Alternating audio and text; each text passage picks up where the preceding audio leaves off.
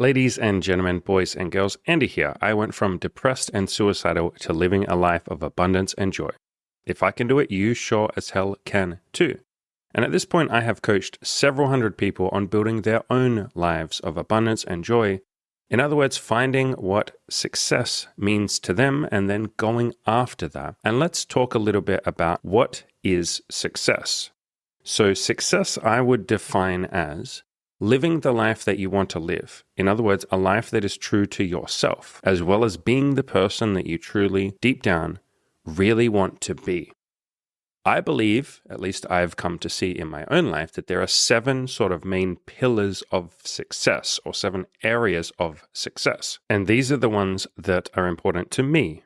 Friendships, meaning and purpose, sex and relationships, fitness and health, money, having fun, and mental health and happiness.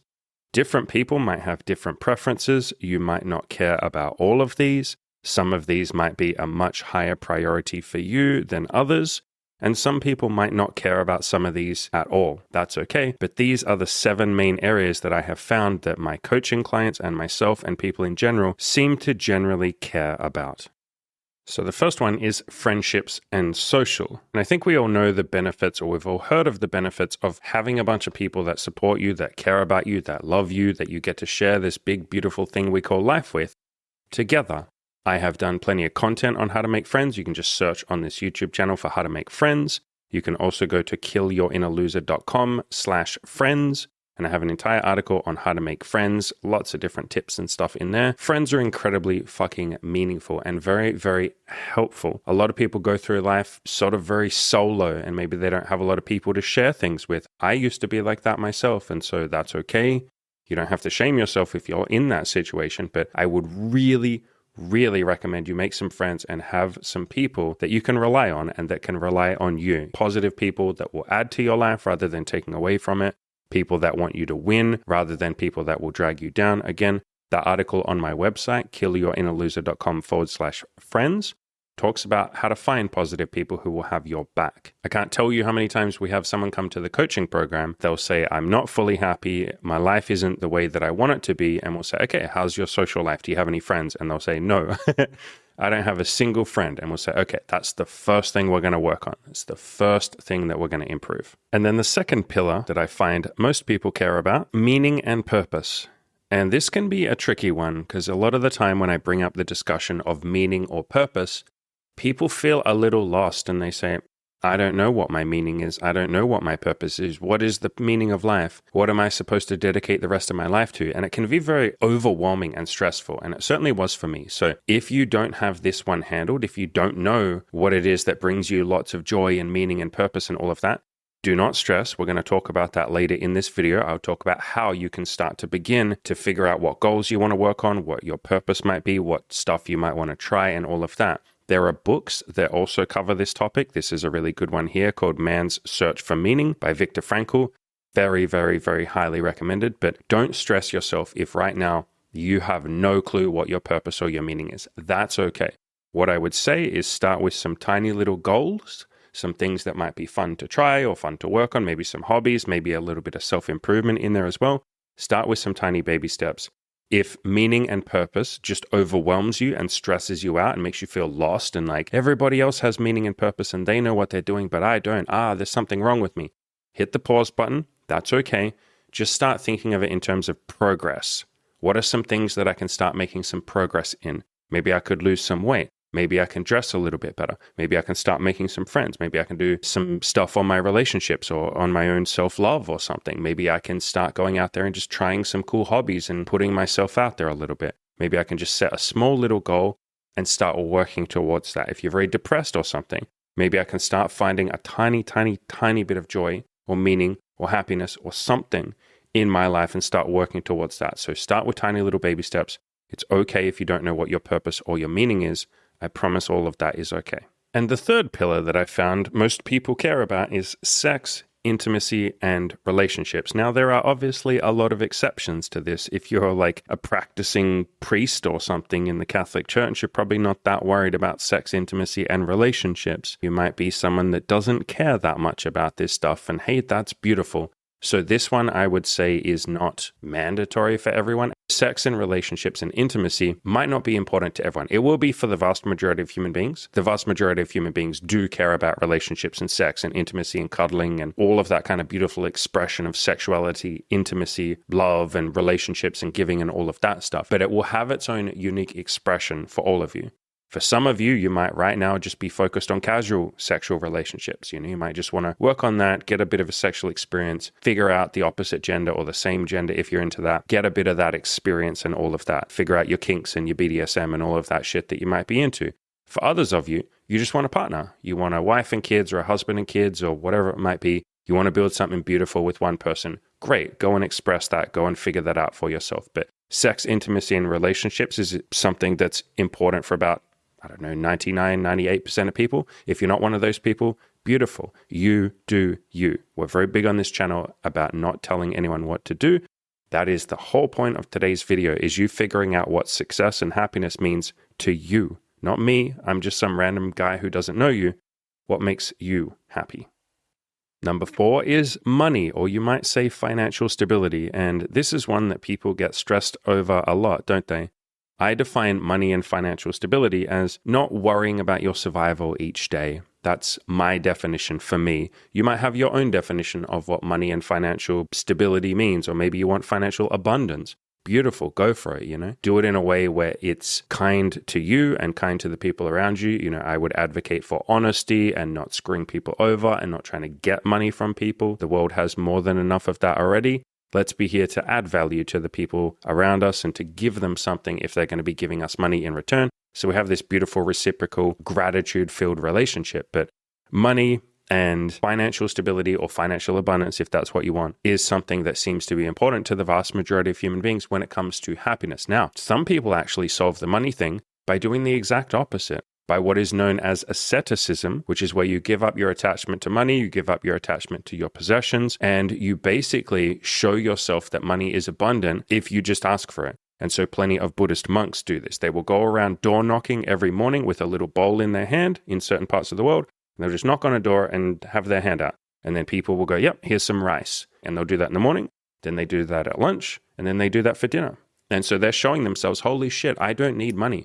I don't have to stress about money. I don't have to stress about any of that stuff. The world is a kind place. People will give me food because they don't want to see me starve. If someone knocked on my door and said, can I have some food? I'd be like, fuck yeah, bro, or fuck yeah, woman. What do you need? I've done that before. I've fed homeless people. So it's like, what would you like? I'm going to give you that. And so that is a pathway to reaching that beautiful feeling of letting go of the stress of money. Either go and make enough money that you feel like you're pretty comfortable and you've got enough to live and you're happy and all of that stuff, or go the opposite. Go around door knocking and say, can I please have some food? Can I please have some money? Asceticism. Even one of my favorite people, Mother Teresa, did the same thing at the start of her journey. She didn't really have much when she moved to India to go and feed the homeless. She had to knock on doors and say, can I have some money or can I have some food so that I can feed the homeless, so that I can feed the impoverished? And so that's a pathway to money stability, is to let go of money entirely. And I, by the way, if you care, have done a little bit of both. I've done a lot of letting go of my own money stress and showing myself, look, if I really need money, I can ask my family. I can ask people outside. I can offer something of value. That's essentially what I feel I've done with this coaching program and this community and this, I guess you would say, business that I've built. Is like, if I just help people and try and genuinely change their lives for free on the channel, which is what this video is. If I change enough people's lives and try and just help them in any small way or a big way, sometimes doesn't matter, some of those people will give me money and then I can survive. And so that's me trying to let go. But then at the same time, I'm saying, yeah, but I'm going to dedicate myself towards taking the action to make some money. So you can do a little bit of both. It doesn't have to be extreme. You don't have to either go down one extreme route where you're like, I want to be Elon Musk and like Jeff Bezos and be a billionaire, and then I can be happy with my money situation. But you don't have to do the exact opposite and go, I'm going to be a Buddhist monk who walks around and knocks on doors and has zero possessions and zero money and takes a vow of poverty, like Mother Teresa and her people did. You don't have to do one or the other. You can do a little bit of both. Let go of your attachment and your fears and your stress around money and show yourself that the world is a kind place and people will give you money if you ask for it. You can go outside and do that right now. I've had a couple of my coaching clients go outside, ask random strangers, can I please have a couple of dollars? And people give them money and they go, holy shit, if I ever needed it, if I was ever in a stressful situation and I got kicked out of my apartment or I lost my job or something, people are kind. They would give me money. Yeah. Like we all know that, but it's one thing to know it. It's an entirely different thing to go out there and actually try and ask, and people give you money and you go, oh shit, it like brings some relief. So do that, or you can do that, but then at the same time, you can take the action to make money, and you have both at the same time. Letting go of your attachment to money while also making some money. Isn't that beautiful? Best of both worlds. The fifth pillar of success that I have found is fitness and health. In other words, do you have the energy to do the things that you want to do? How is your sleep? Do you appreciate your body, or would you like to sculpt it a little more? Would you like to add a bit more muscle, maybe lose a little bit of fat? Would you like to improve it and pour some love into it? Sort of how is your relationship with your body? Are you kind to your body, or are you unkind to your body? I think a lot of people are very unkind to their body, sort of demonize their body. I used to for many years. Yell at your body. You step on the scale and the weight doesn't come down, and then you vilify the body and you go, stupid body, why didn't you lose weight? And you beat yourself up and all of that. So are you pouring a little bit of love into the appearance of your body and the function of your body? In other words, are you working on the function and the form? How does your body look, and how is your relationship with that? And how does your body function, and how is your relationship with that? Now, not everybody is going to have perfect fitness and health, obviously. And so there's always a little bit more we can do. We can be a little bit kinder to our body. We can appreciate what we have. If you don't have your health, then you can work on improving that and get into a point where you do have a bit more health. If you're someone that's chronically sick, or maybe you have cancer or something, you can start to at least heal your relationship with your body and how you treat it. Instead of punishing it and seeing it as a war zone, which is how a lot of people see their body, especially during cancer. It's like, fuck this body, fuck this cancer, let's go to war, let's fight cancer. People literally say, let's fight cancer. We sort of swap that out for a healing, loving, compassionate mindset. And we say, okay, what would be the most loving thing I could do for my body? Healing this cancer, looking after this body, not going to war with it and bringing up all that stress and cortisol release and anger and frustration and rage and it's not fair, I'm a victim and all of that kind of stuff, which makes recovery a lot harder. It's a lot easier to recover when you're in a peaceful state of mind, and that can be easier said than done, but that's part of why this is one of the pillars. Our relationship with fitness and our relationship with our own health is something that a lot of people struggle on, and so there's a lot of room for improvement there. I have a lot of room for improvement on that one too, and that's something that I'm working on. So is my girlfriend Emmy. She sometimes struggles with her relationship with her body. I did a video on this recently on my channel. This video here where we talked about body image issues and Emmy's struggle with her own body image. So that's something that a lot of us are still working on, but it's definitely a very nice pathway to improving your mental health and your happiness and that beautiful success a lot of us are looking for. This is one of my favorite ones. Number 6, hobbies and enjoyment of life. In other words, how much are you letting yourself have fun? There's a really good quote that I like by Oscar Wilde, one of my favorite old poets. Life is too important to be taken seriously.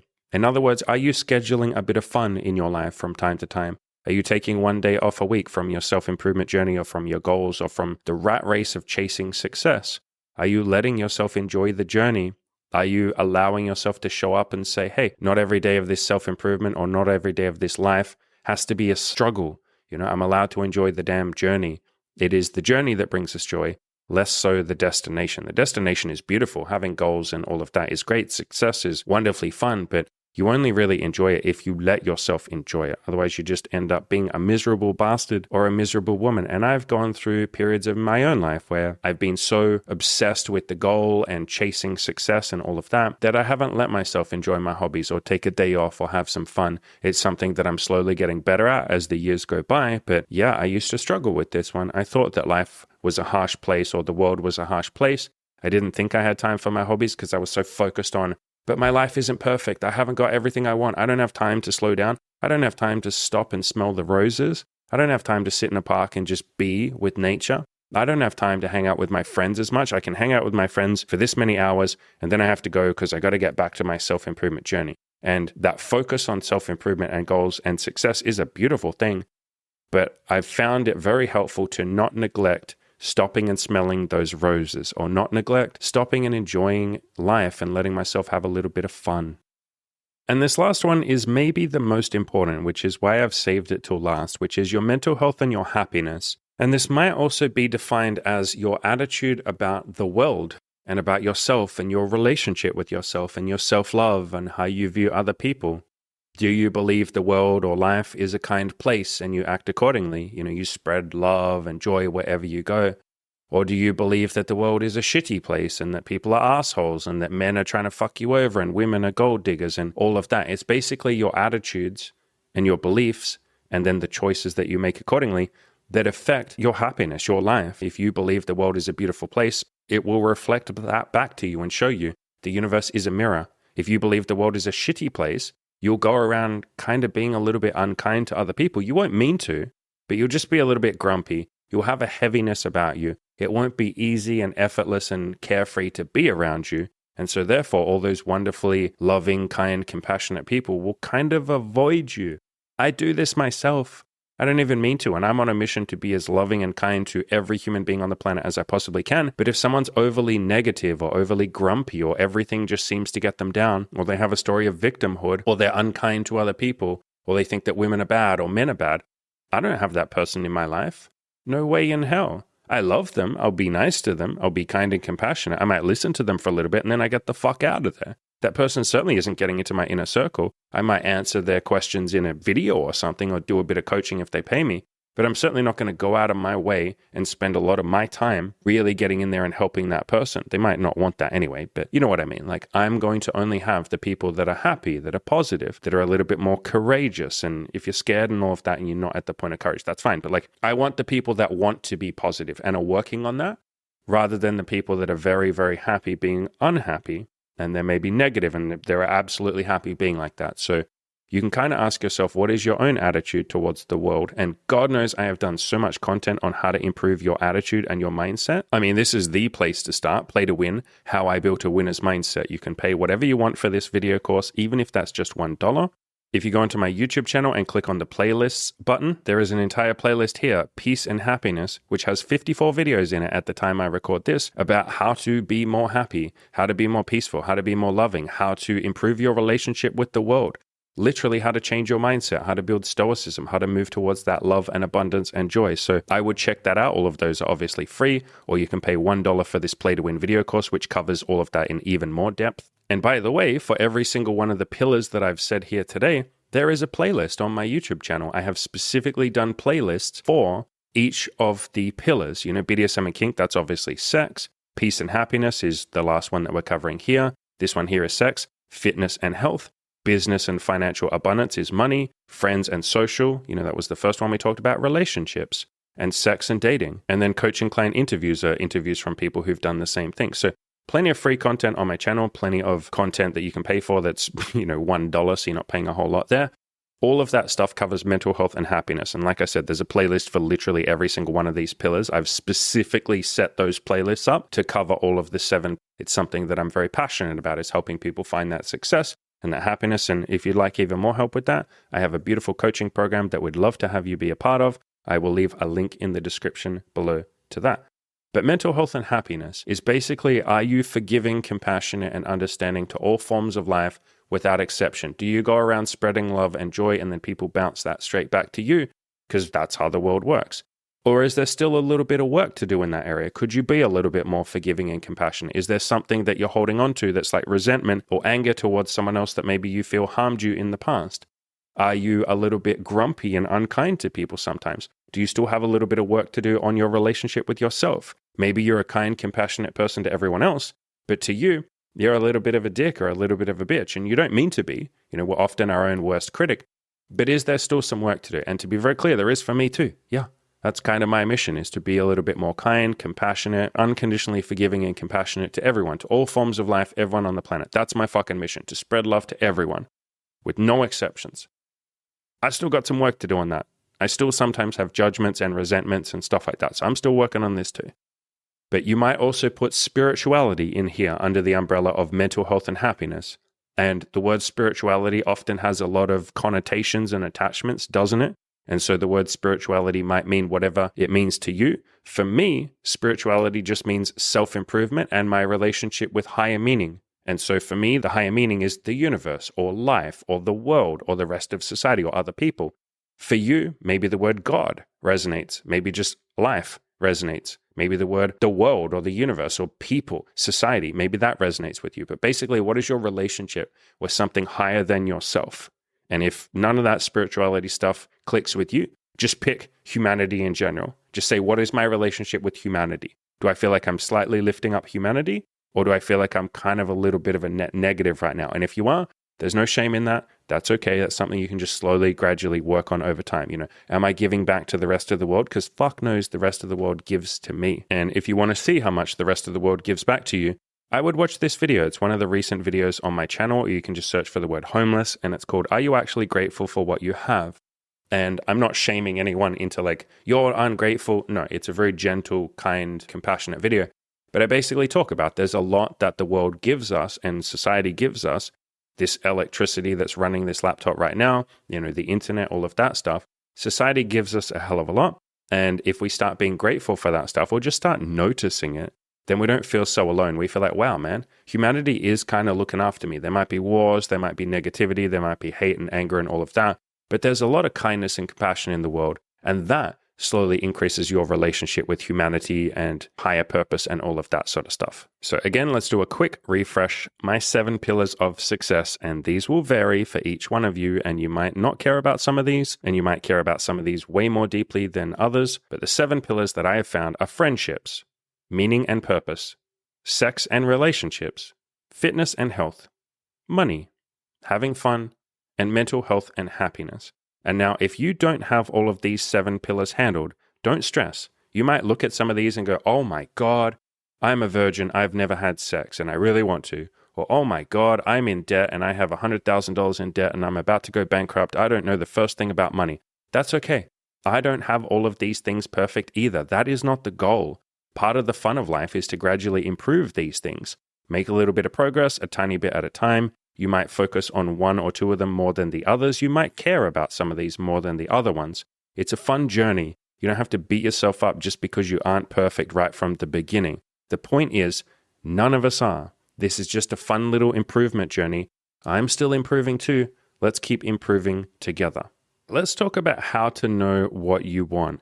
In other words, how to know what goals you might want to start working on, or which one of these pillars you might want to start working on. How to know what some of your meaning or purpose might be, or even just where to begin. A lot of you are very lost and you ask me questions in the comments sometimes and you say, Andy, I don't even know where to start. I don't know what I want. I look at those 7 pillars of happiness or success and I feel like I don't even know where to begin. I don't know which ones of them I want. I feel like I have none of them handled. That's okay. So a couple of things that can really help with figuring out what you want is you ask yourself, what do I want? That might seem like an obvious statement, but how much of the time do we just go looking for external answers? You'll come onto my channel, watch all my videos and go, I need Andy to tell me what I want. I need Andy to tell me what to do. A lot of you will, in questions, and this happens in my coaching program too, you'll say, what should I do? That's you giving up your agency. You're giving up your empowerment. You're giving up responsibility. And you're saying, Andy, can you please be my daddy and tell me what to do? No, this is your life. And a little bit of responsibility and ownership goes a long way. Nobody else is going to be able to give you the best answer for how to live your life. They're not you. We don't have to deal with the responsibility of the choices that you make. You make a choice and take some action, and then you are the one that deals with the consequences, positive or unwanted, positive or negative. You deal with all of that. You are the one that has to look yourself in the bathroom mirror or look yourself in the mirror and be happy and proud of who you are. You are the one that has to lay your head down on the pillow at night and deal with the consequences of the decisions that you have made. So how the fuck could I or anybody else have a good sense of what you should do? The question of what should I do is you, like I said, removing responsibility. So let's take back some of that responsibility. We're all adults here. Let's stop asking for daddy or mummy to tell us what to do, which is just maybe the vast majority of society. The vast majority of people want mummy and daddy to tell them what to do, either the government or society or an expert or someone that, like a coach or a mentor. No, you are the adult. You will make the decision. So start with saying, what do I want? You can do that in front of the bathroom mirror, look into your own eyes and say, okay, what do I want? And this might take a little bit of teasing out. You might have to do this over several days or weeks or months. It might take you a long time to figure out which goals you want to start working on. That's okay. That's beautiful. You can also brainstorm on a piece of paper. Right at the top in big letters, what do I want? And then just start writing some shit down.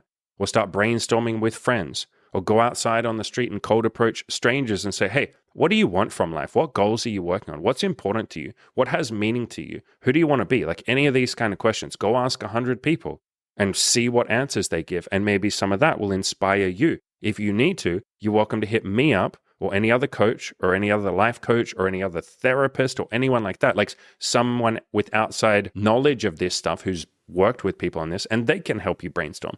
But you can brainstorm ideas of what you want to start working on. You can also ask yourself, what would my ideal self do?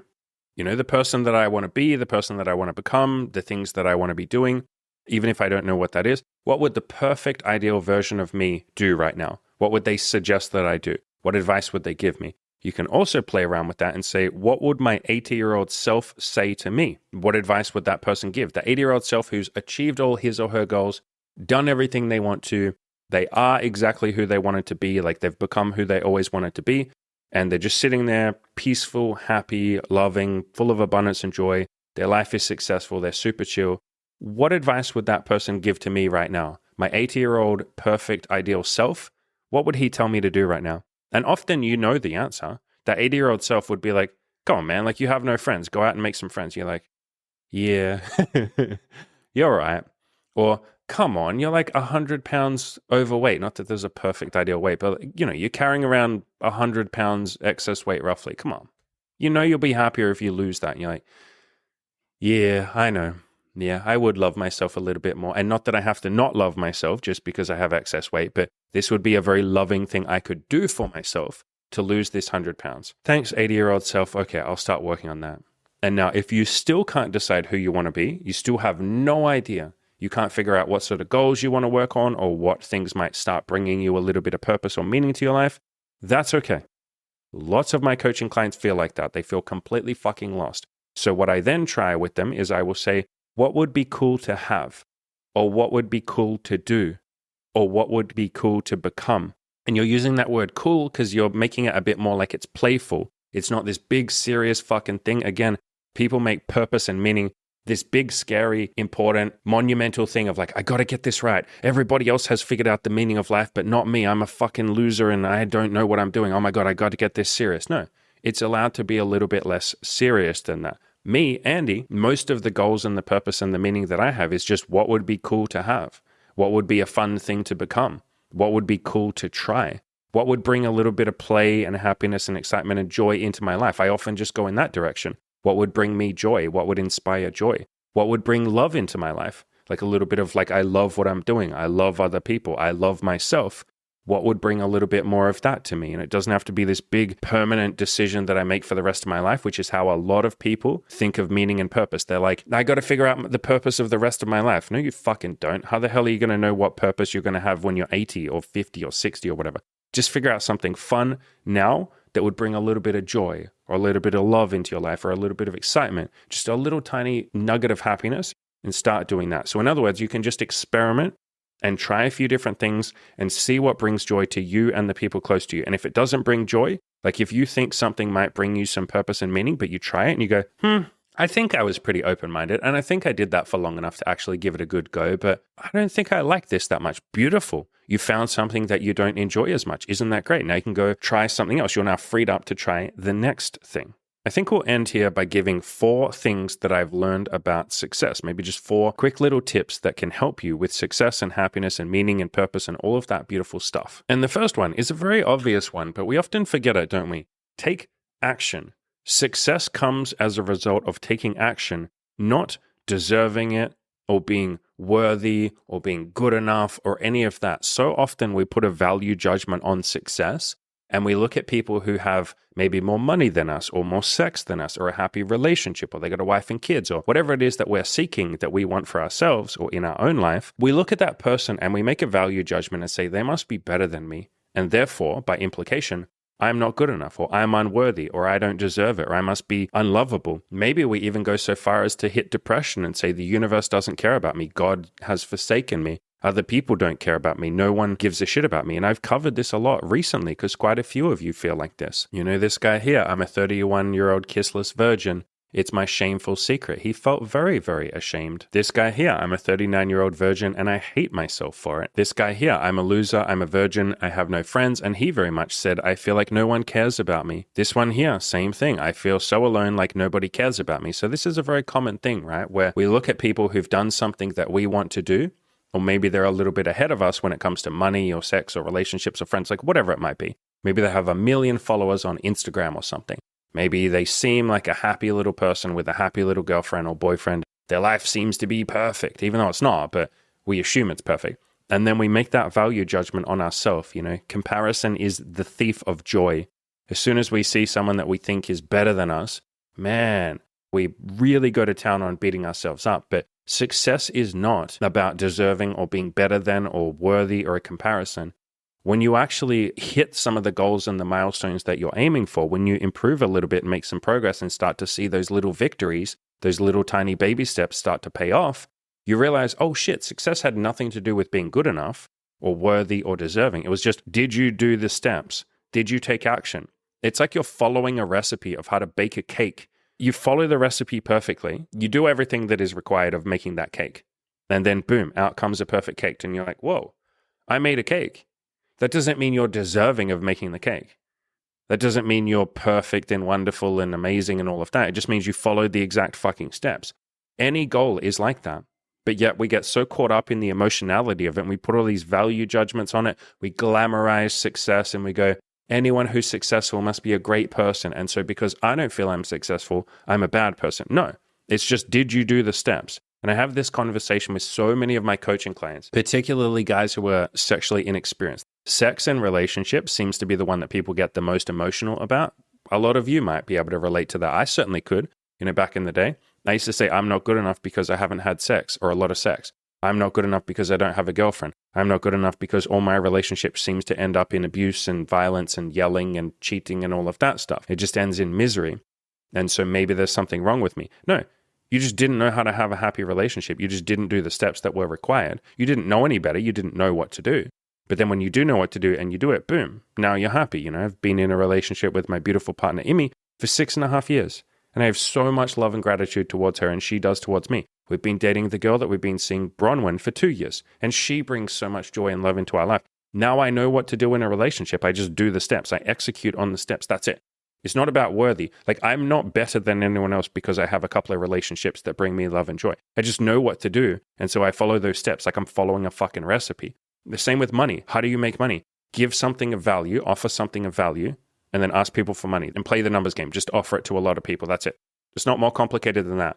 How do you find a beautiful partner or have a lot of sex? Improve yourself and then just go talk to a lot of people. Play the numbers game. Some of them will like you. Some of them won't. Some of them will be single. Some of them won't. That's it. You'll suck a little bit. You won't know what you're doing. You'll probably get very emotional at times. You'll get hurt over rejection. Eventually, you'll get over that. I promise. You just go out there and do it. That's it. None of this shit is complicated. We make it complicated with our emotionality and saying, I don't have any friends, therefore I must be a loser. I haven't had a lot of sex, I must be unlovable. I'm a virgin, I must be pathetic and a piece of shit and the universe doesn't want me to be happy and women fucking hate me. No, lots of women will fall in love with you. You just haven't given yourself the chance to actually vulnerably put yourself out there. And that can take practice, that can take effort, that can be scary, obviously. That's why my channel exists, to help hold your hand through that process. That's why I have the entire Play to Win video course. This course here is literally how to hold your hand through all of the things that can be a little bit scary. But success is literally just take action. That's it. I really didn't feel like I deserved happiness or success, ever. I didn't think I deserved a happy, loving relationship with my beautiful partner, with anyone. I didn't think that I deserved a lot of sex. I definitely didn't think that I deserved to sit here and help other people. I didn't think I was good enough to do this. I didn't think I was good enough to earn one single dollar from my business. It took me about a year to earn $1 from all of this because I didn't believe in myself. I didn't even try. Just like a lot of us don't try really open-heartedly to work on our goals because we're just like scared. And so I was scared. I didn't think that I deserved to love myself at all. Like, holy shit. I was depressed and suicidal for like 8 or 9 years. I went to prison when I was 19. Wasn't exactly the foundation of like, yeah, I deserve to love myself. I didn't think I deserved any of this stuff. I have always been full of doubts with every goal that I have worked on, but I've showed up and done it anyway. And then I achieved the goal and I'm like, but I don't deserve this. And it's like, yeah, who gives a fuck? There is no deserving. It's just a judgment and a value label that we put on stuff. It's fucking arbitrary. Like, think about it. How many people argue over who deserves happiness and who deserves success? People will argue over the traits of success and the traits of deserving success. People will say, this person has too much money and they shouldn't have that money. People can't even agree on what success is. I said this at the start of this video. Success will be very personal to you and what you want. So if we can't even agree on the definition of success, how the fuck are we going to agree on who deserves it? We're just going to arbitrarily say that person shouldn't have what they have. Well, they do have what they have because they took action and the universe gave them some money, or society gave them some money for that. You know, how many people say Jeff Bezos is a piece of shit and Amazon's a bad company and he shouldn't be the second richest man on the world? Well, he is. You're wrong. He should be the richest man on the planet because he is. That's reality. When we sit there and argue with reality, that's our own value judgment. Reality doesn't give a fuck what you think about it. And reality could not give two shits whether or not you think you deserve success or not. Reality only cares, did you do this and then that happened? Did you go and take the action and then you got the result? Result comes from action. That's it. Nothing to do with deserving, nothing to do whether or not you should get it. So many of you sit there and argue with the universe and go, I shouldn't be happy. I don't deserve success because I'm a virgin or because I haven't had sex yet or whatever it might be. You are fucking arguing with reality, and reality doesn't give a fuck about your opinion about it. It's going to keep doing what it's doing. You either take the action and improve yourself and then you get the result, or don't. Sit around and say, I don't deserve this. I'm going to cry about it. And you're not crying about it. That's me being a bit harsh, but I'm going to sit around and judge myself and say, I don't deserve this and I'm not worthy and blah, blah, blah. Cool. Great. Then you won't get the result. The second you just show up and start taking some little tiny baby steps and you give yourself permission to suck at that, you don't have to be good at that. But the second you start taking some action with an open heart instead of sort of half-assing it, when you actually show up and take some real action and you start with baby steps, the results start coming in. And then you go, oh shit, I don't think I deserve this. Cool. Just keep showing up anyway. That's how I've always felt. I've never felt like I deserve success ever, but I just show up and take the action anyway. And then I'm sometimes confused by the results. I'm sometimes like, why the fuck am I getting the results that I want? Because you took the action. Yeah, but I'm not good enough for this. I don't know what I'm doing. I'm a piece of shit. I'm blah, blah, blah. Who gives a shit? You took the action, you get the result. So it is no more complicated than take the action and then just keep going. That's it. But we lose sight of that in all this emotionality of like, but I don't deserve it, but I'm not worthy. Who is worthy? Who should get success? And we sit there and argue and debate over who deserves success. Meanwhile, the successful people are just taking action every day and showing up. They might not even feel like they deserve to, but they do it anyway. So people are busy winning while everybody else is arguing about whether or not they deserve to win. They don't give a fuck if you think they deserve to win. They're too busy fucking winning.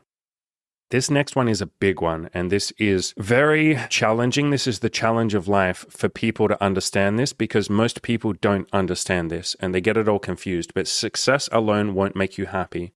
It won't. You achieving your goals, you making a ton of money, you becoming famous or whatever else it is that you want, that in itself won't make you happy, but the appreciation for it will.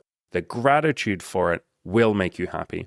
In other words, you hit those goals, you handle these 7 pillars or whichever ones you care about, you start making some progress, you move towards who you want to be, and you appreciate every step along that journey. You say, I'm grateful to be here. I'm grateful for the people that raised me. I'm grateful for the people that birthed me. I'm grateful for society for giving me food and electricity and the internet and all of that. I'm grateful for the people that helped me. I'm going to lift other people up as well. And I feel like people have been there for me and helped me. So I'm going to grab everyone else that I can and lift them up if they want me to, if they ask me to. And so that is what brings you happiness, not the goal in and of itself. The goal in and of itself is just something for you to focus on and work on. It's almost like a northern star or something that you aim towards. It's like your compass direction that you aim towards. You aim towards the goal and you appreciate every step of that journey, and you definitely appreciate when you get there. In other words, appreciating what you've got, enjoying the journey, celebrating your wins, sharing all of that with other people, motivating other people, showing gratitude and all of that. This is why I cover this in the Play to Win video course. In this final chapter of the course, which is probably the most important one, is how to be grateful, how to be mindful, how to reflect on your progress and celebrate your wins and share that with other people. How to not move the goalposts. And moving the goalposts, it's basically that tendency that human beings have where we achieve a goal and then we say, all right, that's not good enough. I need to achieve the next goal. And so we move the goalposts. In other words, we scored a goal and then we say, that didn't count. It's not good enough. I'm going to move the goalposts and say it didn't count. And you can do that forever. People do. People will keep chasing more and more and more and more money. They'll become insanely, obscenely rich. And they'll go, I don't have enough. I don't have enough. I don't have enough. You'll just keep moving those goalposts and hunting for it. But if you can be grateful and happy and celebrate every little baby step, which is why I celebrate that with all of you. You know, when you leave a comment, you say, hey, I went outside and I smiled at one stranger today. I'm like, fuck yes, let's celebrate that. I do that in my coaching program. We celebrate every tiny little victory, even if people feel like it's not good enough. I don't care if you think it's not good enough. That's just like your opinion, man. Yeah, that's your fucking value judgment. We are going to celebrate it anyway, even if you think it's pathetically small. And then you start to practice that gratitude. We share gratitude in our coaching program all the time as well. I say things I'm grateful for you guys and girls. I'm grateful for you being here. I'm grateful for your courage. I'm grateful for you working on yourselves and spreading life and love and joy around the world. I'm grateful for all of that. I will tell Emmy, my girlfriend, things I'm grateful for probably like 50 times a day. I'll tell my friend Cam multiple times a week what I'm grateful for. I'll tell my other friends that I'm grateful for them. I tell my family. I share that gratitude because it comes back to me as well. And that feels beautiful. And it feels nice to just give gratitude in the first place. I'm doing that for me because I can appreciate then what I have. And I don't move the goalposts and procrastinate my happiness. A lot of the time we procrastinate our happiness and we say, I will be happy when. I will be happy when I achieve this goal. I'll be happy when I have more money, which means I'm unhappy now. No, you're allowed to be happy right now while you work on your goals, which leads me to the next one. You don't have to suffer to reach your goals. In other words, you are allowed to enjoy every step of the process. Self-improvement and life in general is allowed to be fun. And this is something that took me quite a long time to really understand.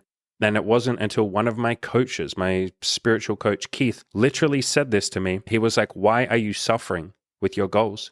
For me, it was the gym. I was making a big deal of the gym and saying, I hate leg day sucks, blah, blah, blah. It's painful, it's hard, it sucks. And he was like, why are you suffering to reach your goals? And I was like, well, because you have to, bro. Like society tells you that you have to suffer. A lot of you probably believe that myth and that lie. You're allowed to suffer. You can certainly suffer to reach your goals if you want to, but it's not mandatory. It's a lie to say, I have to do it. And so that was eye-opening to me. I thought about that for weeks afterwards, and I was so confused because I was like, but I spent my whole life suffering in order to reach my goals and telling myself that it was difficult and painful and that I had to hurt. And you can't have anything without sacrifices. And I believed that you had to sacrifice and compromise. I believed relationships had to be full of compromises, and that you couldn't both just find a mutually beneficial solution to every problem. I thought one of you had to be a little bit unhappy. I just thought life had inevitable suffering in it. And what Keith, my coach, helped me realize is, look, there might be suffering in life, but you don't have to pour more onto it. And is not the entire point of goals and success and happiness and self-improvement to let go of your suffering? Is that not what you're trying to reduce? So wouldn't you like to suffer less? Wouldn't you like to find ways to enjoy the gym? Or enjoy your self-improvement journey, or have fun, or be grateful, or appreciate the journey, and not obsess about just the destination and say, I'll be happy when I reach the destination, but every step of the journey, I'm going to be a miserable bastard or a miserable bitch. It doesn't have to be like that. And so that took me a long time to realize that. I didn't realize that until I was like 30-something. So thank you, Keith, for that beautiful little gold nugget. But you are allowed to enjoy the process of working on your goals. And this last one is another one that lots of people struggle with. Let people help you. For the longest time, I thought I, Andy, had to be a lone wolf and I had to do everything myself and I could never let anyone help me. And if I let people help me, then I wouldn't get all the credit. And it was my ego. It was the ego part of me that was like, no, just leave me alone. Let me do it. I did a video about this recently called The Lone Wolf Myth. You can just search my channel for Lone Wolf or Myth. And I literally talked about how when you're struggling, if you ask for help, you will achieve your goals 10,000 times quicker. You'll achieve 10,000 times more. You'll feel more supported. You get to practice that gratitude and that love because you have people to share that with. And that support could be friends. That could be family. You're very welcome to come to my coaching program. There's a link in the description below to that. Could be someone else's coaching program. Could be some sort of just accountability group. If you're suffering with like addiction or something, could be like an Alcoholics Anonymous group. If you're just wanting to improve, it could be like a group of people that are socializing. You can go to things like meetup.com and they have events of people that are struggling to socialize or just want to socialize. And you go out there, make some friends, have people that support you. But for the longest time, I thought that I had to do everything myself. I thought that I had to be the lone wolf and I didn't want to burden people with my problems and all of that kind of stuff that was really just coming from a place of one, ego, and two, fear. I was just afraid to ask for help. I was afraid to let people help me. I thought it would make me weak. I thought it would make me less of a man. I thought it would mean that I would burden them and all of those kind of limiting beliefs and excuses. I was trying to do my best, but man, trying to work on your own, on all of the stuff that we've talked about here today and just life in general, that's a fucking tough ride. Going through life saying I'm going to be the lone wolf is just that, lonely. You're alone. It's fucking lonely. And the reason that I call it a lone wolf myth is because it is a myth. I'll read from the Wikipedia page, and there's a few articles on this and studies. Wolves are, at their core, irrefutably social animals. Much like the myth of the dominant alpha male, the human conception of the lone wolf is also somewhat false. It's not that solitary wolves do not exist, they do, but it's that they do not prefer to be alone. So the same with humanity. There's plenty of alpha male lone wolves out there, like humans, who are just like, I'm going to do everything myself. And you build a big company and you make a ton of money. You do amazing shit. But you would do a whole lot more if you had some people helping you. There, if you let some people in a little bit, or you shared some of that winnings and some of that gratitude, you formed a little tribe and let people lift you up. Because when you let people lift you up, you lift them up in return, and then they reciprocate, and then you reciprocate, and you're both like pushing each other up. There's a really good book that covers this called Extreme Ownership, and it was written by this Navy SEAL guy called Jocko Willink, and he talks about the power of tribes and teams and letting people help you and not trying to do everything yourself and letting go of your goddamn ego that says, no, I can do all of this myself. And this is coming from a guy who literally looks like the alpha male lone wolf. Like, does this guy not look like he would just fucking eat bullets for breakfast? You know, he served in the Navy SEALs. He's a fucking hardcore, muscle-bound, bald-headed, angry-looking guy, but he's actually full of a lot of love and peace, and he's actually quite a nice human being. And his voice sounds exactly the way he looks. He's got this, like, deep alpha male voice. Hello, my name is Jocko Willink. And he talks about the value of letting people help you, the value of having a little tribe. So you don't have to do anything on your own. You're allowed to if you want to. You just might find that you achieve a whole lot less, or it takes a lot longer, or you fall into a rut a lot more, and then it takes you a lot longer to get back on track. You know, one of the things like in my coaching program, a lot of people come to the program and say, man, I feel like I've been off track for like 6 months or 9 months. I keep trying to go outside and talk to women, hit on women, and I'll try for a couple of days, and then I'll fall off for a week, and then I'll get back out there for a few days, but then I'll get disheartened and I'll fall off. They come to the coaching group and we just get them to approach every single day straight for like 3 weeks. And then they meet some women, they have some sex, they build some relationships, and they're like, holy shit, I just made more progress in 3 weeks than I normally would in 6 months. And it's like, yeah, because you have accountability. You don't fall off track anymore. You have a bad day, we reframe that and recontextualize that for you and go, it wasn't a bad day. Look at all the progress you made. Look at how courageous you were. You're a fucking lion, bro. You're a warrior.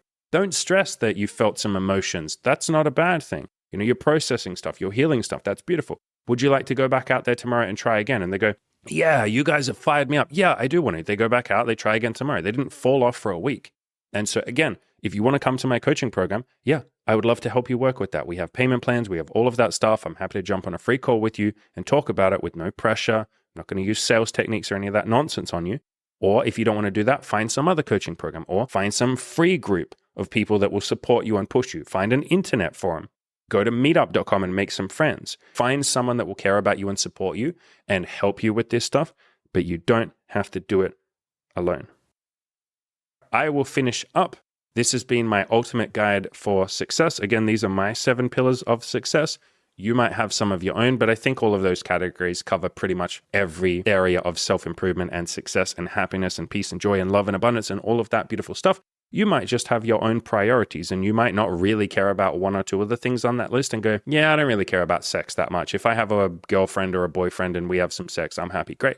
Handle that, get that sorted, and then move on to the next things. But you can also, I didn't say this, but you can handle that pillar list in whatever order you want. There is no right, correct order. Lots of people will tell you that there is, and they'll say you should handle your relationships first and then your money, or they'll tell you the opposite. But no, do whatever works for you. And if you're really confused and you have no idea which one you want to work on, I'm right here. You're very welcome to hit me up for coaching. I even offer 1 per person $200 coaching calls. We could sit down, figure all that shit out.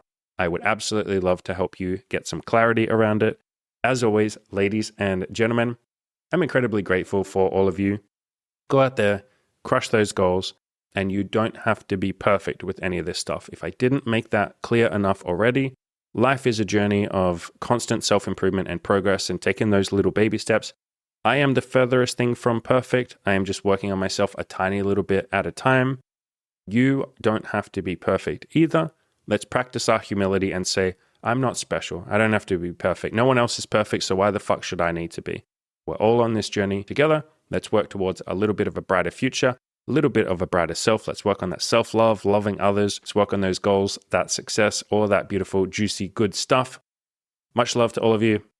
See ya. You've been sitting around trying to achieve your goals on your own, making a little bit of progress, but nowhere near what you know you're capable of. Time to get serious.